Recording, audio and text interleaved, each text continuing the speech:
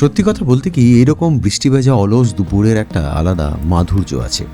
আপনারা যারা দেখছেন এই মুহূর্তে, তারা বুকে হাত দিয়ে বলুন তো, কলকাতার নাজেহাল গরম থেকে বাঁচতে এরকম একটা পাহাড়ি গ্রামে গিয়ে বৃষ্টি দেখতে কার না ভালো লাগে? কি এরকম একটা অলস বৃষ্টি ভেজা দুপুর চাইছেন তো মনে মনে?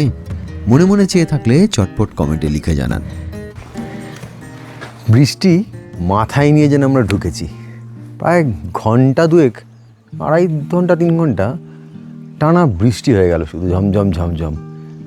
রোদ ঝলমলের দিনে এই ধরনের গ্রাম্য পরিবেশগুলো, মানে পাহাড়ি গ্রাম্য পরিবেশগুলোর চিত্র একরকম, তার সৌন্দর্য একরকম।